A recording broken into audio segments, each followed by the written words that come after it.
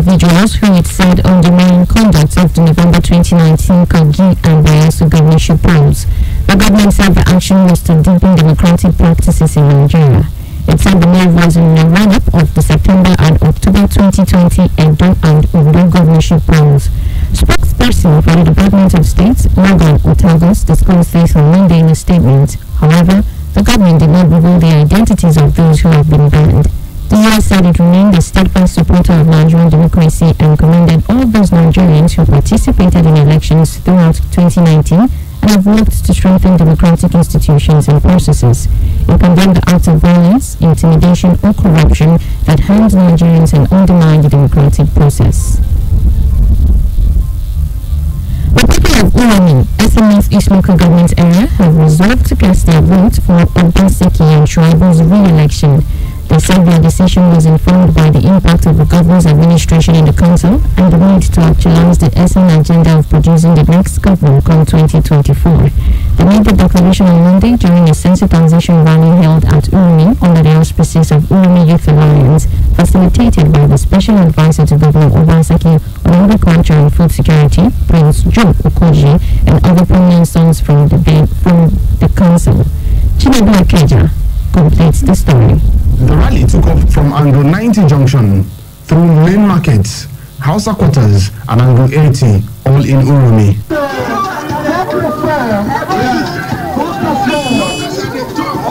At major market points, the train made a stop to sensitize the people on the need to come out in mass and vote for the PDP.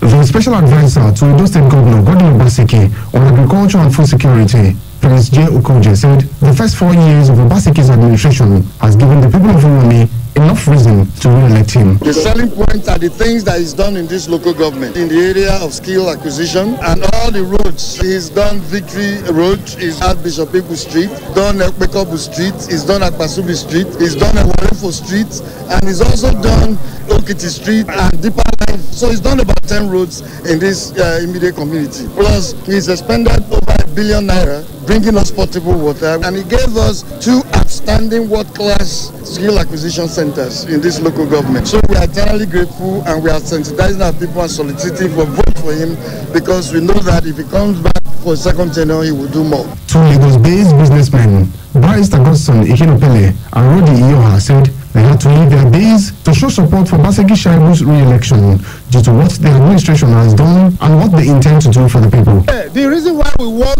Governor Obaseki to be elected is because what he has done so far cannot be overemphasized.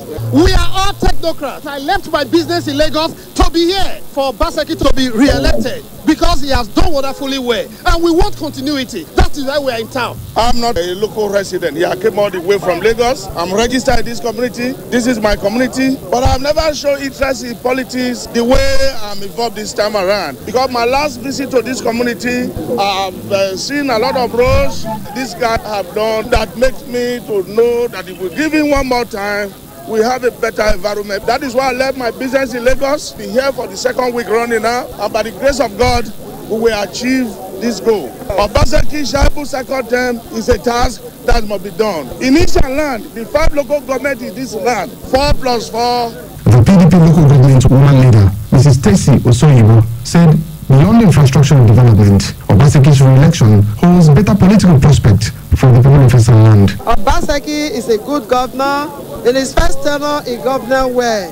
He believed that as the executive governor of Edo State, he worked everywhere, and he worked in my local government, Eastern Northeast local government. And 2, this election is not just a Obaseki election. This is Eastern agenda. That 2024, it will get to Eastern turn. So, by the grace of God, as the IJ woman leader, we are ready for this election. The women are ready for this election. The rally terminated at Angle 80 in Uromi, as a northeast local government area of Edo State. Chinedu Akeja, KUFM News.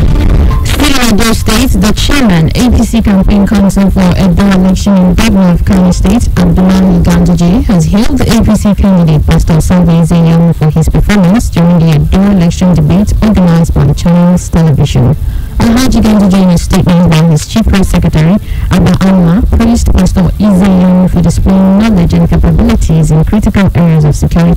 education, health, job creation and empowerment, which shows the APC is determined to better the living condition of Edo people. Governor Ganduje also praised Pastor Isaiah for showing to the world that the APC campaign is issue-based by using the opportunity to sell his simple agenda manifestos. He assured Edo people that going by the debate, a vote for APC in the forthcoming election will bring progressive governance to the state. Meanwhile, the national chairman of the Independent National Electoral Commission, INEC, Professor Mahmoud Yakubu, has again reassured the people of Edo that their votes on the September 19th gubernatorial election will count. Yakubu gave the assurance while addressing some concerns raised by some stakeholders at the INEC stakeholders meeting ahead of the 2020 Edo governorship election on Monday in Benin City. Details will be brought to you in our subsequent bulletins. The Inspector General of Police, Mohamed Adamu, says 31,000 personnel have been deployed to the governorship election in Edo State. Adamu discussed this at a stakeholders meeting organized by the Independent National Electoral Commission in Benin ahead of the governorship election holding on September 19th. He noted that the force was not unconscious of heightened tension and violence that had characterized political campaigns ahead of the election. The IGP said the stakeholders meeting was a platform for interaction with political actors in the governorship election with a view to charting a course for a peaceful poll. He noted that for the first time, inter-agencies in the state had developed a code of conduct for security personnel that would be deployed for election duties. The police boss explained that the personnel deployed will ensure adequate security and protection across the 3 senatorial districts, as well as the 192 wards and the more than 2,000 polling units in the state. Adamu assured that violators of electoral laws during the election will be decisively dealt with, irrespective of political affiliation. To Ondo State, police authorities in the state have revealed the cause of the infamy which cut off the Independent National Electoral Commission (INEC) head office in Akure, Ondo State capital. The Commissioner of Police in the state, Bolaji Salami, told journalists that the fire outbreak was caused by a faulty electrical connection. Salami debunked insinuations that the fire outbreak was as a result of sabotage and stressed that the cause of the infamy was revealed following investigations by the Federal Fire Service. As the governorship election approaches, the police boss urged political leaders and parties in the state to call their supporters to order not to foment violence. The fire outbreak, which occurred on Thursday, September 10th, resulted in the destruction of over 5,000 smart card readers. KFM News Dawn continues right after this break. Please stay with us. We not be God win you. We not go. Hey. We not go. If it not be we not go. Hey. We not go.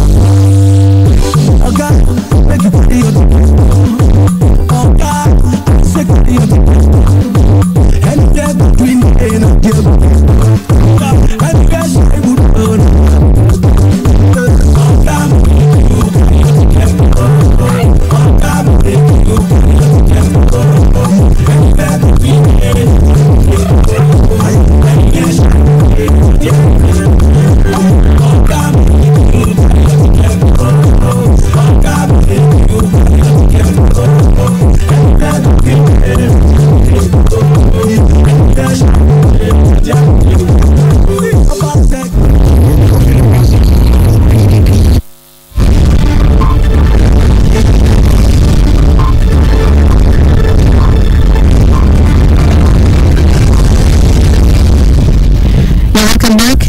KFM's News Dawn. And now to the rest of the news, to the health sector, where the federal government has appealed to the joint health sector unions, JOHESU, to suspend its nationwide strike.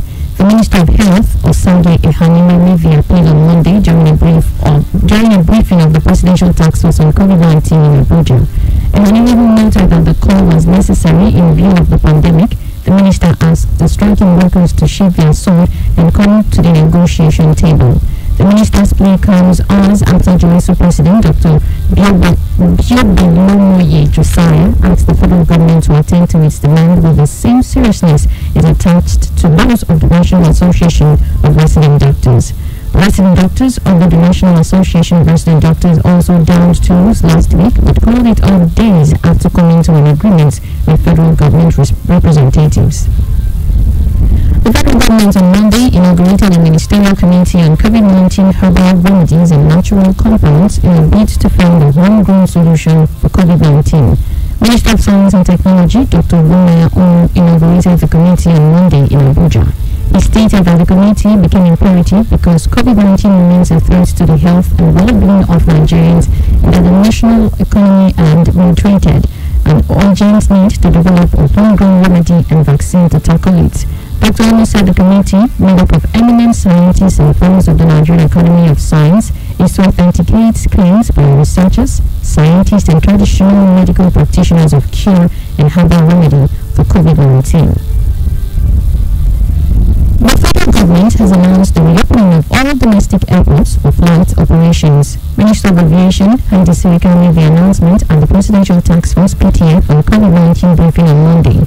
The government had earlier approved the reopening of the Nnamdi Azikiwe International Airport Abuja, as well as the Murtala Mohammed International Airport Lagos for international flight operations, which commenced earlier this month.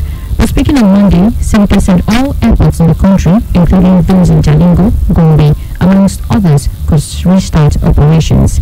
He said private charter operations will no longer need approvals from government to operate within domestic airports in all government-approved airports and in all government-owned airports. And in Lagos State, operations of Eric Air were Monday shut down by the aviation unions over alleged non-payment of staff salaries since April. The unions included the National Union of Air Transport Employees and Air Transport Senior Staff Services Association of Nigeria. They claimed that the non-payment started after the company placed 90% of the workforce on compulsory leave and other anti-labor practices. Report states that all operations of the airline in Lagos were shut down, including airlines. The unions said the strike would continue indefinitely until their demands are met by the management of the airline. The demands included payment of outstanding salaries arrears, signing of conditions of service, remittance of pension, tax, and statutory deductions to the appropriate authorities, and to resolve other anti-labor issues. A passenger has been reportedly killed after a bus and a Highlander Jeep collided with a moving commuter train at PWD, Inward Oshodi, Lagos on Monday. The Director General, Lagos State Emergency Management Agency, SEMA, Olufemi Oshanipolu, who confirmed the incident, said the bus with 6 passengers suddenly veered onto the tracks and collided with the train. The 2 vehicles were then dragged along for a stretch of the journey before the train managed to come to a complete halt. The agency was able to successfully rescue a total of 8 passengers. 6 with minor injuries were provided with on-site medical care, while 2 males, including a 20-year-old, sustained severe injuries and were taken to Lagos State University Teaching Hospital for further treatment. The accident vehicles were recovered off the road with the aid of the agency's light rescue equipment, while traffic management measures were put in place by the emergency responders alongside task force officials and Nigerian police. The Federal Road Safety Commission, FRSC, says 2 of its men have died and 10 others missing after gunmen attacked 2 buses conveying 26 officials in Nasarawa State. The convoy, which was headed for FRSC Academy in Udi, was said to have come under attack around 8 a.m. at Udege Junction along Mararaban Udege between Adoka, Nasarawa State. Those missing were alleged to have been kidnapped by the gunmen suspected to be bandits. According to a statement by FRSC Core Public Education Officer PEO, Assistant Commissioner Bisi Kazim, the officials were drawn from Sokoto and Kebbi States commands and were traveling in 2 buses. He said one of the officials was reported to have died during the attack, while another passed on at the hospital. Coming up in a moment in our business news, the Poultry Association of Nigeria is demanding the identities of 166 ongoing poultry projects funded by the Central Bank of Nigeria across the country. The body is reacting to a recent statement by the Central Bank of Nigeria of citing the poultry across the country.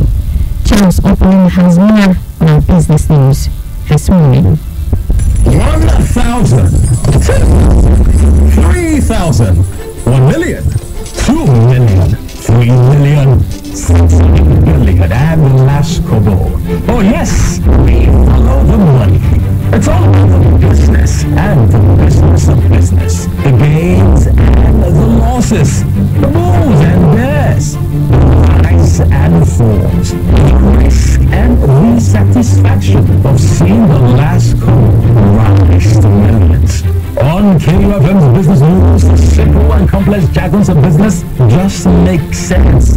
Get the trending news of the morning market, forecast, investment opportunities, policy changes, and other breakout information on the ever-busy world of business. KU Business News, Monday to Friday on Wisdom, 6:30 to 7 a.m.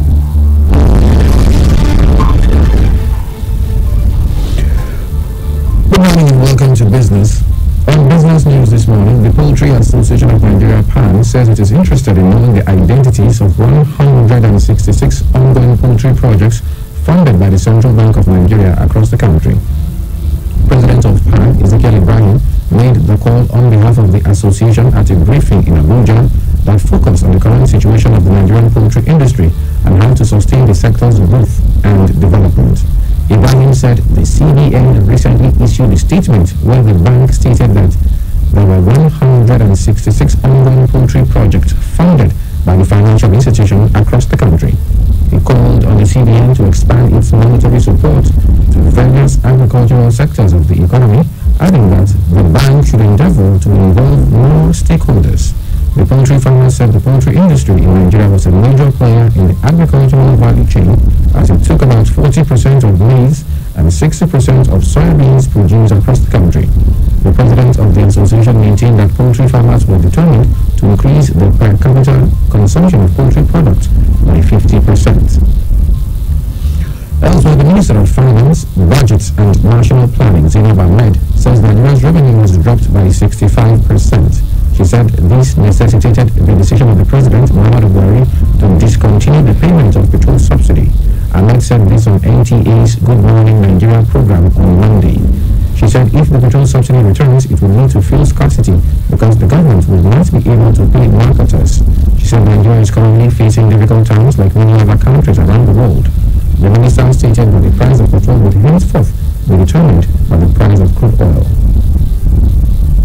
And finally, in business, the Commissioner for Economic Planning in Delta State, Dr. Barry Bay, says the state's 2021 budget will address social welfare and revive coronavirus-impacted businesses in the state. The Commissioner said this on Monday at the launching of the 2021 Ministerial Budget Defense Meeting in Asaba.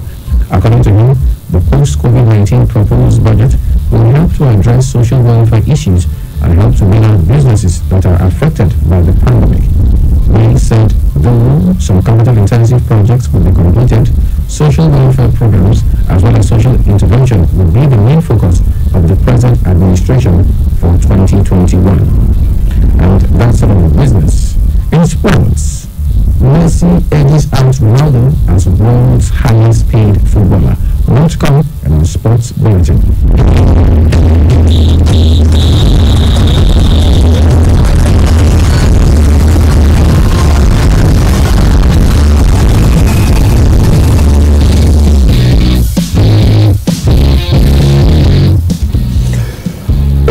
Lionel Messi has retained his place at the top of Forbes' list of highest paid footballers after earning $126 million over the past year, with Cristiano Ronaldo closely behind him in second with $117 million. Neymar was in third, with Paris Saint-Germain teammate Kylian Mbappe fourth. Three Premier League players, Mohamed Salah, Paul Pogba and David De Gea, made the top 10 as Real Madrid and Wolves forward Gareth Bale. Welshman Bale came 8th in the list at $29 million, despite a disappointing 2019-2020 season. In 9th and 10th were Robert Lewandowski and David De Gea, respectively. Recall that Lionel Messi had shocked the football world last month when he made public his intentions to leave Barcelona after a dramatic standoff with the Barcelona president, Josep Maria Bartomeu. He eventually made a U-turn and agreed to remain at the club. That's when Chelsea kicked off their 2020-2021 Premier League campaign with a 3-1 win at Brighton on Monday. Jorginho converted an early penalty before Reece James and Kurt Zouma sealed the 3 points with second-half strikes after Leandro Trossard leveled the score for Brighton in the 54th minute. Frank Lampard's men got off to an ideal start after 23 minutes. New signing Timo Werner drew a penalty after he was taken down by Brighton goalkeeper Matt Ryan, and Jorginho stepped up to give the Blues the lead. Chelsea kept their advantage into halftime, but Trossard equalized 9 minutes after after the break to settle the hosts. However, James struck back moments later with a bucket from well outside the box, and Zuma added a third 10 minutes later with a side-footed volley from James' corner that took a wicked deflection before meeting a helpless running goal. Chelsea next face champions Liverpool in a juicy Premier League encounter on Sunday, while Brighton will host Portsmouth in an EFL Cup second round match on Thursday before visiting Newcastle in the league on Sunday. And finally, in sports, Formula 1 bosses are looking into whether Lewis Hamilton broke rules at the Tuscan Grand Prix by wearing a t-shirt highlighting police brutality. A spokesman for the FIA said the matter was under active consideration. He said the FIA was a non-political organization and was considering if Hamilton's t-shirt broke its statutes. The t-shirt said, "Arrest the cops who killed Breonna Taylor, a black woman shot 8 times in a Louisville, Kentucky home by U.S. police in March." Hamilton's shirt, which he wore during the pre-race anti-racism demonstration and on the podium, also said, "Say my name." It was not immediately clear which statutes from the governing body the FIA was at issue.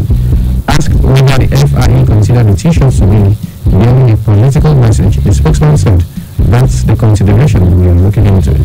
Hamilton said after winning the race on Sunday, "I've been wanting to bring awareness to the facts there are people being killed on the streets." F1 and FIA have mounted an anti-racism and pro-diversity campaign this year, which includes anti-racism demonstrations before every race. Hamilton has been at the center of the demonstrations as the sport's most high-profile figure and its only black driver. And that's it on sports. Charles Oppenheimer, back to you, Gustav.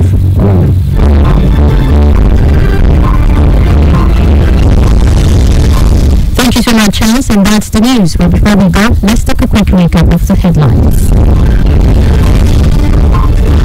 We told you that United States has imposed visa ban on election riggers in Kogi and 3 others. INEC chairman reassures Edo citizens of free, fair and credible poll. And finally, federal government inaugurates committee on COVID-19 herbal cure. Please do remember that the continued unity of Nigeria is a collective responsibility. Be sure to play your part. Coronavirus is real. Wash your hands regularly with soap and running water. Use your face mask while in public, and please stay safe. KUFM News was produced by Musa Hai Owadiai. I am God's Love.